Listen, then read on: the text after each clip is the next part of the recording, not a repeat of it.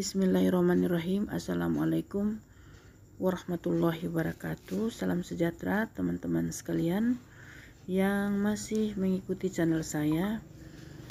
Saat ini saya coba tayangkan trip kami perjalanan menuju Benteng Otanaha, yaitu benteng yang terletak di atas bukit di Kelurahan Dembe 1, Kecamatan Kota Barat, Kota Gorontalo. Jadi teman-teman sekalian, Benteng Otanaha ini dibangun sekitar tahun 1522 dan benteng ini terletak di atas sebuah bukit dan memiliki 4 buah tempat persinggahan, serta menuju ke sana itu harus melalui 348 buah anak tangga ke puncak sampai ke lokasi benteng. Nah, pada video saya ini kami tidak melalui anak tangga, kami melalui kendaraan karena ini datang dengan anak-anak yang masih kecil juga ya teman-teman sekalian. Jadi mereka tidak bisa menaiki anak tangga karena anak tangga ke atas ini ada 348 buah anak tangga. Jadi kami ini mengambil jalan kendaraan ya, bukan mengambil jalan kaki yang melalui anak tangga.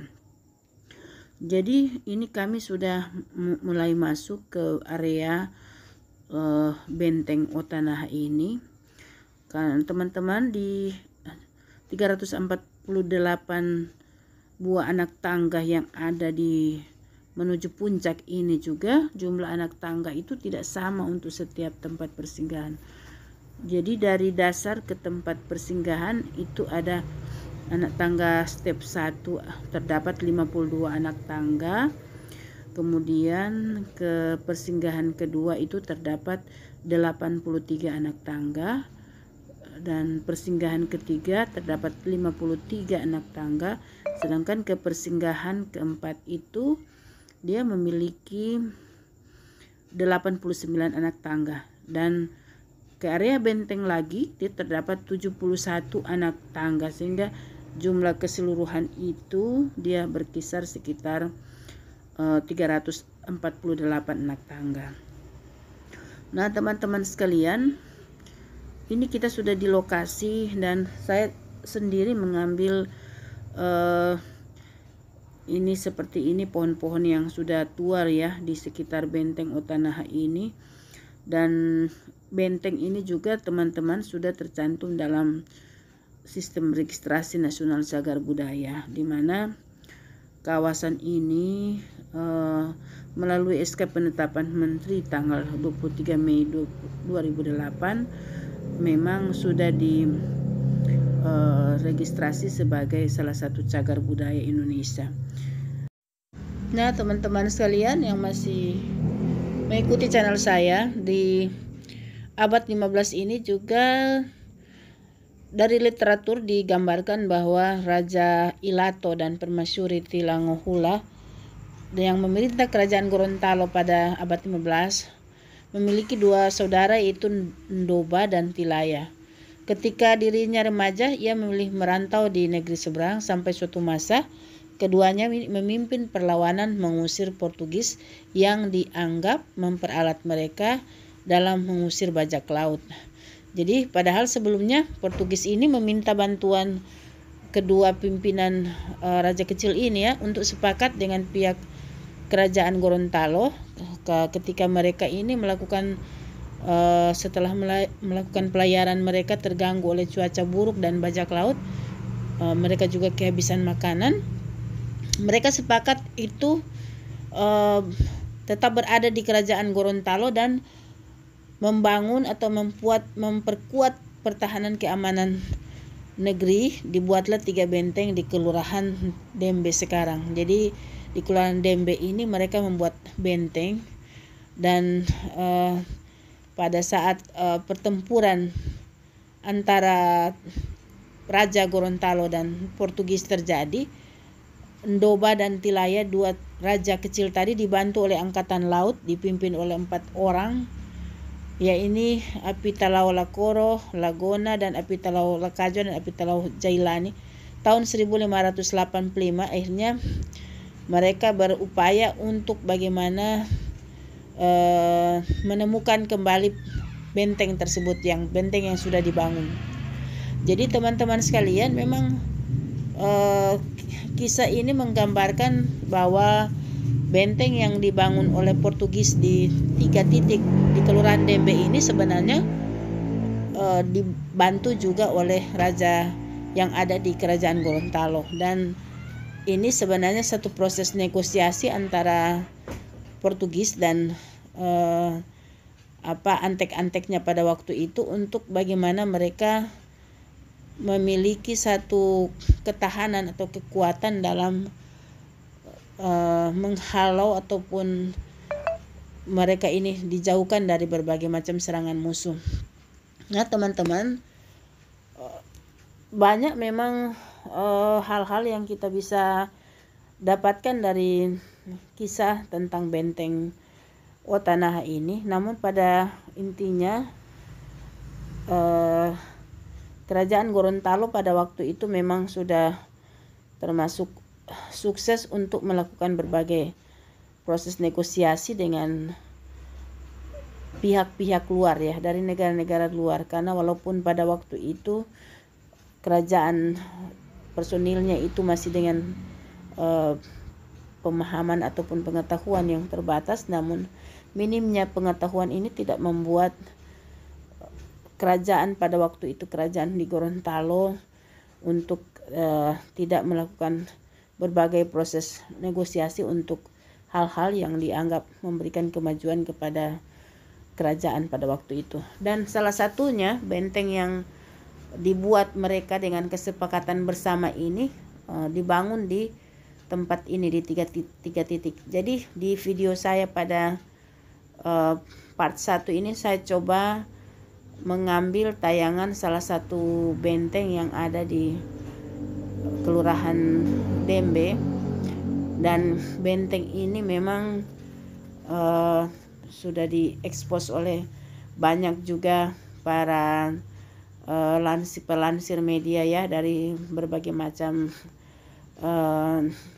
penjuru sudah memberikan gambaran tentang benteng ini. Namun ketika saya datang di sini bersama keluarga, selain kami melakukan rekreasi, dan kami juga ingin menanamkan pembelajaran kepada anak-anak tentang bagaimana sejarah Gorontalo dan bangunan-bangunan bersejarah yang ada di Gorontalo, termasuk cagar budaya benteng Otanaha ini. Maka kami berharap juga rekreasi berapa hari ini pasca Idul Fitri ya, akhir Ramadan sampai dengan Idul Fitri ini dapat dimanfaatkan sebaik-baiknya. Dan ini tempat memang bukan tempat kerumunan ya, yang karena kalau dia di tempat wisata itu biasanya banyak orang datang berkunjung. Di tempat ini tidak banyak kerumunan orang, karena orang juga datang ke sini biasanya kalau memang ada hal-hal yang tertentu mereka bisa, misalnya berkaitan dengan riset, ataupun datang di tempat ini sekedar foto-foto keluarga. Dan itu juga karena masa pandemi ini memang praktis ada terjadi pengurangan pengunjung, dan ini sebabnya sebetulnya ya momen yang baik sekali untuk kami datang, karena di tempat yang tidak banyak pengunjung seperti ini tentu kita lebih baik juga untuk memproteksi diri karena dijauhkan dari kerumunan. Saya coba ya teman-teman sekalian untuk melihat langsung bagaimana kondisi dalam benteng Otanaha yang ada di salah satu titik ini. Saya coba menaiki tangga di sebelah kiri saya ini. Saya coba naik di sini ya, di benteng ini. Saya mau lihat bagaimana keadaan dalam benteng. Sebenarnya benteng ini sebenarnya tidak terlalu juga berbeda dengan benteng-benteng yang ada di Indonesia lainnya, yang ada di daerah-daerah lain yang juga dibangun oleh Portugis ataupun bangsa Belanda ya, karena benteng-benteng ini pada dasarnya itu memiliki ciri-ciri khas yang hampir sama seperti ini. Misalnya luasannya itu melingkar dan di sini juga mereka membuat skep seperti lubang-lubang begitu untuk kalau kita lihat lubang-lubang ini memang lubang untuk bisa mereka mengeluarkan mesiu ataupun meriam di balik lubang ini, ataupun juga berfungsi sebagai tempat pengintaian. Karena dari benteng ini kan sebenarnya satu ketahanan mereka untuk bisa berjaga-jaga di tempat ketinggian ataupun tempat yang lebih tersembunyi, bisa memantau musuh ya, bisa mengintai dan bisa juga melakukan serangan balik dari sini. Karena ini ada, kalau saya lihat ini ada tempat-tempat untuk bisa masuk selongsong senapang di sini, ataupun bisa masuk senjata yang meriam yang ukurannya kecil, mungkin bisa mereka masukkan lewat lubang-lubang tadi. Dan tadi sempat saya ngambil tayangan ada lubang kecil di tengah benteng itu, yang kalau dari beberapa sumber di tempat ini menceritakan bahwa ini lubang kecil tadi ini yang saya syuting di tengah-tengah, di diameternya di tengah ini ada seperti lubang itu untuk tempat air ya, air bisa keluar dari area benteng ini. Kemudian bisa juga mereka menancapkan tiang bendera untuk mereka melakukan apel ataupun kegiatan yang berkaitan dengan kemiliteran mereka pada saat itu. Dan ini saya coba keluar dari lokasi benteng.